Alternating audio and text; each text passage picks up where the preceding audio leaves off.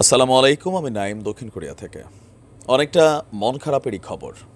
Unity is power, একতাই হচ্ছে শক্তি।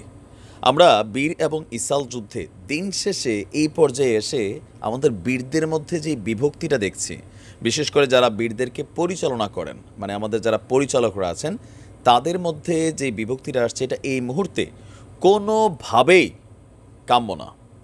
এখন এই বিভক্তিটা আসলে কারা ঘটাচ্ছে?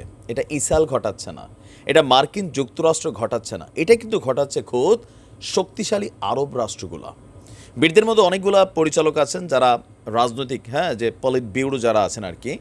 তো এদের মধ্যেই কেউ না কেউ হয়তো টুপ গিলা ফেলছে, যেটা কাতার কর্তৃক অথবা সৌদি কর্তৃক অথবা মিশর কর্তৃক বা দুবাই কর্তৃক দেওয়ার চেষ্টা চলছে। দর্শক, ঘটনা হচ্ছে দখলদার ইসরায়েলের সঙ্গে একটি নতুন চুক্তি নিয়ে আমাদের বীরদের একদম উচ্চ পর্যায়ে আলোচনা চলছে। এই চুক্তি নিয়ে অলরেডি গত সপ্তাহে ফ্রান্সের রাজধানী প্যারিসেও আলোচনা হয়েছে এবং একটি কাঠামো তৈরি করা হয়েছে। এতে বলা হয়েছে বীর এবং ইসরায়েলের মধ্যে 6 সপ্তাহের যুদ্ধবিরতি হবে। এই সময় সব ধরনের হামলা বন্ধ থাকবে। এর বদলে আমাদের বীররা যারা বেসামরিক ইসরায়েলি তাদের কাছে আছে তাদেরকে ছেড়ে দিবে। এখন এই চুক্তি নিয়ে আমাদের বীরদের মধ্যে আসছে মতবিভেদ, আর এই তথ্য জানিয়েছে যুক্তরাষ্ট্রের সংবাদ মাধ্যম ওয়াল স্ট্রিট জার্নাল। তবে যখন আন্তর্জাতিক গণমাধ্যমগুলোতে কোনো নিউজ আসে বীরদের নিয়ে, আমার না আবার এটাতে ধরেন সন্দেহ হয় যে মানে বিশ্ব মুসলিমদেরকে ধরেন কোনো গুমরাহি করার জন্য, অথবা আমাদের যারা বীর সেনা আছেন মাঠের ময়দানে যুদ্ধ করছেন তাদের মধ্যে, যেমন আমরা যেমন হতাশ হচ্ছি যদি ঘটনাটা ভুয়া হয়, মানুষের শক্তি ভাঙারও একটা মানে মানে একটা চাল হয়, তো এই ক্ষেত্রে বীরদের বিষয়টা ক্লিয়ার করা উচিত। এখানে বলা হয়েছে যে প্রতিবেদনের দাবি যে বীরদের শাখার প্রধান ইয়াহিয়া ভাই 6 সপ্তাহের যুদ্ধবিরতির মেয়াদ মেনে নিতে বলছেন। তার মতে এই 6 সপ্তাহের মধ্যে বীররা আবার নিজেদেরকে পুনর্গঠিত করতে পারবে এবং ওই এলাকাটাতে অতি প্রয়োজনীয় ত্রাণও ঢুকতে পারবে। তবে আমাদের প্রধান আরেকজন ইসমাইল হানিয়া, তিনি আবার চাচ্ছেন যে না, সাময়িক যুদ্ধবিরতি না, স্থায়ী যুদ্ধবিরতিতে রাজি হতে হবে। আমি কিন্তু ইসমাইল ভাইয়ের বক্তব্যের সাথে সহমত।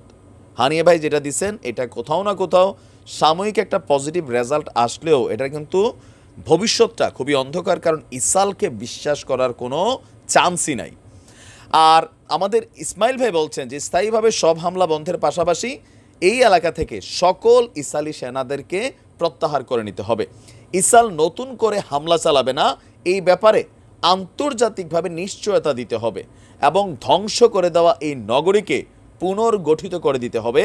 আর এগুলার গ্যারান্টি নেবে কারা? যারা এখন আরব রাষ্ট্র, পশ্চিমা রাষ্ট্রগুলা এই মধ্যস্থতা করার জন্য আপনার এই কাজগুলা বা এই অফারগুলা করছে। আমি ওনার কথাতে শতভাগ সহমত। বাট আমাদের যিনি প্রধান আরেকজন আছেন, আমাদের কি বলা হয় যে ইয়াহিয়া ভাই, যদিও তিনি খুবই একজন বীর, আমি ওনার নিয়ে নিজেও একটা নিউজ করছি, কিন্তু এই জায়গাটাতে আইসা আমার আসলে একটু কেমন জানি লাগতেছে। নতুন চুক্তির বিষয়টি নিয়ে আলোচনা করতে শুক্রবারে মিশরে গিয়েছিলেন আমাদের ইসমাইল ভাই। পরবর্তী সময় হানিয়ার দপ্তর থেকে জানানো হয়েছে তিনি আরেকটা গোষ্ঠী ইজি, তাদের সাথেও এই চুক্তি নিয়ে আলোচনা করেছেন। আর এই আলোচনার পর দুই নেতা সিদ্ধান্ত নিয়েছেন যে কোনো ধরনের চুক্তির আগে ইসরায়েলকে এই এলাকা থেকে সব সেনা প্রত্যাহার করে নিতে হবে, অবরোধ প্রত্যাহার করতে হবে এবং এই সরকার মানে এই এলাকাকে পুনর্গঠিত করতে হবে এবং ইসরায়েলের হাতে আমাদের যেই ব্যক্তিরা আটক আছেন তাদেরকে মুক্ত করতে হবে। এখন মার্কিন যুক্তরাষ্ট্র ইসমাইল ভাইয়ের দাবিটাকে মানবে না জানাই দিছে, মানবে কারটা সিনোয়ার ভাইরে যেটা দিছে ওই যে 6 সপ্তাহের বিরতি।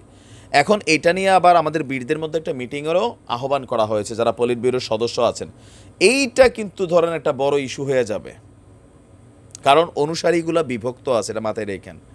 এখন এটা যদি সত্য হয় তাহলে তো আমার মনে হয় বীরদের মাথা ঠান্ডা রেখা সিনিয়র ভাইয়ের উচিত, তিনি অনেক ইফোর্ট দিয়েছেন, বাট এখন এটা যদি এই সিদ্ধান্ত নেন এটা উচিত হবে না।